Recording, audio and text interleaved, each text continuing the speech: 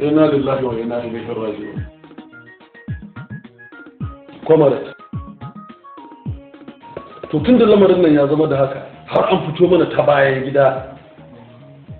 to yajin aiki ranar Monday in Allah kai mu, no going back. Ni fa daman mai neman kuka ne aka jefe da kayan kaji. To alhamdulillah. Ni da an kaɗan nake tsumai da kan fito a ɗan tawaye, amma ba da haka ba. Ni tun wuri ma ni da tun na daɗe da kara. To alhamdulillah. Da mun ne neman kuka ne. Wannan abu ba gudu ba da ba.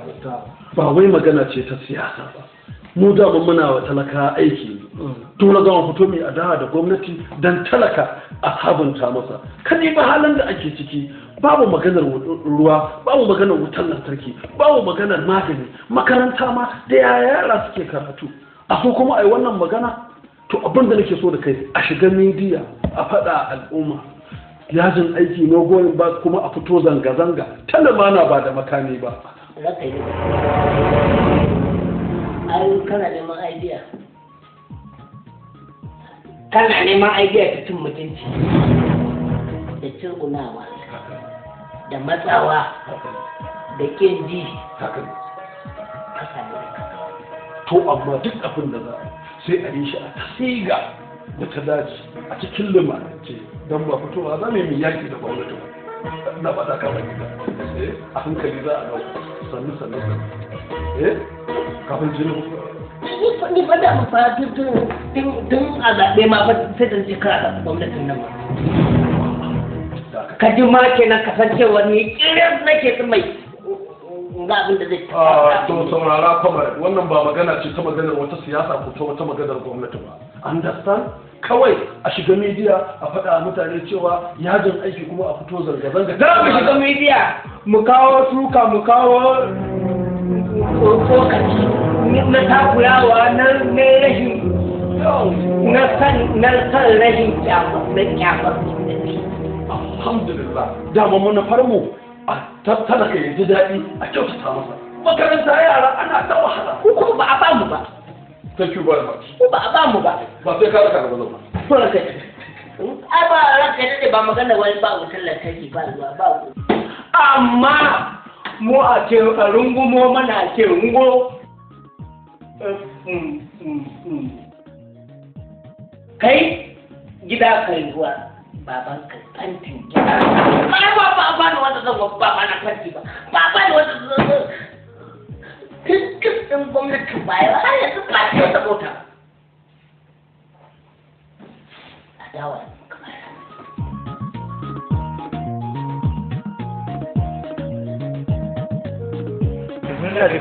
don mu yi abu lafiya a tashi lafiya muna kan mu yi zanga-zanga cikin sauki da haka muke so mu sanar da ku dan a samu tsaro a kan harkar fim gaskiya ne wannan abu da ka zo ka faɗa yayi daidai dama abin da hukuma take so saboda ba ma so ya zama to an zo an yi zanga-zanga an farfa kayan mutane an zuba da su to abin da hukuma ba ta amma tun da ka zo ka ga lamara to komai za mu iya ba za mu ba su ɗan sanda wanda za su kare hankin kayan dukiyoyin mutane da rayukan mutane yauwa ba mu tsala a tsoron na gode da shi ke na dacewa na gode ma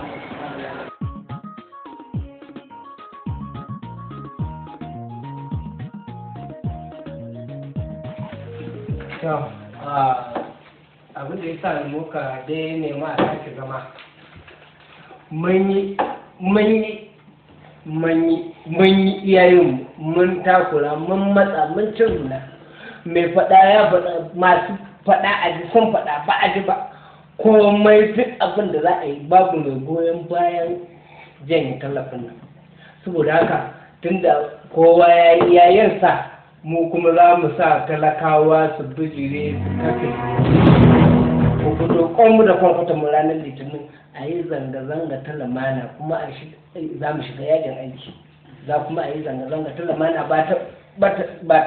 taɓa kayan wani ba ba ta cutar wani ba ba ta cin zali ba ta neman haƙƙin talakawa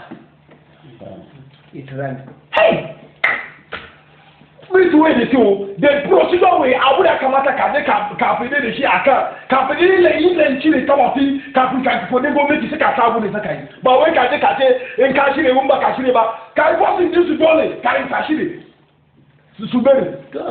wannan abu dai mu shiga yin inna lillahi wa inna ilaihi raji'un abu da la haula wala quwwata illa billahi al azim mu shiga subhanallahi walhamdulillahi wa la ilaha illallah wallahu akbar mu shiga inna lillahi wa inna ilaihi raji'un ya mutu lillahi domin duk abin da za mu yi mun da mun yi bai ba amma har mun je mun sanar da kwamishina na police cewa ba mu tsaro don zanga-zanga za mu ta lumana mu kuma samu goyon baya duka good wannan magana na ki gaskiya za mu bayan kiwo duka za mu fita kwai da kwarfatar jausa a tibo a jausa a ciwo ba gogo duka kasa za mu daya duka da ne za mu fita zan gwaronga ba su mutuncin juna babu wuka babu wata babu bindiga babu allura duka haka a matsayin mu na 'yan kasuwa ko kwanci a matsayina na shugaban kasuwa mu ma muna ba da goyon baya domin 'yan kasuwanmu da manya da ƙanana gaba ɗaya za mu fito kwanmu da kwarkwatan mu every which way they see me I will go the whole of our people sai kakra duka ayi for people mu sai fada cewa su zama da they fulfill ali they Hausa they kowa da mu Igbo sai ka zama daya sai mu je ka to ka yi ka na goda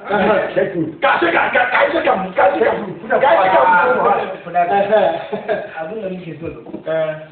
wannan abu ba kiristan ba musulun all the same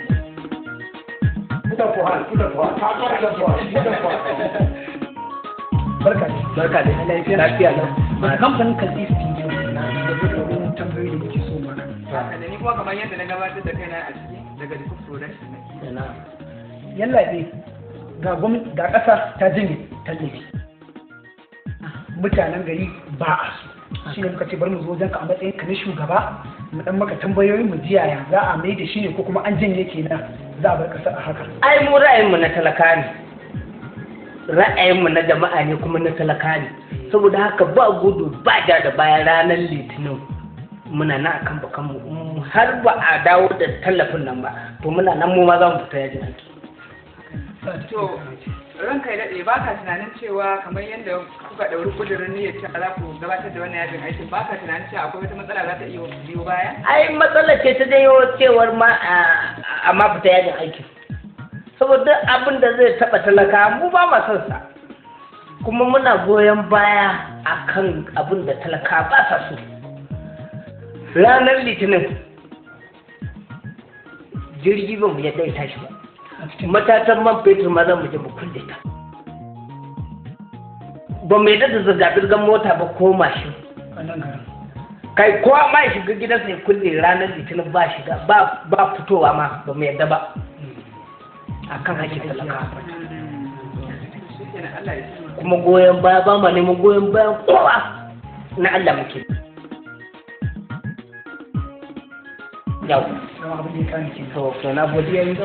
ku je ku ci gaba da yaɗawa muna na kan bakan mu har ba da tallafi ba mu ma kuma sai mun fita yaji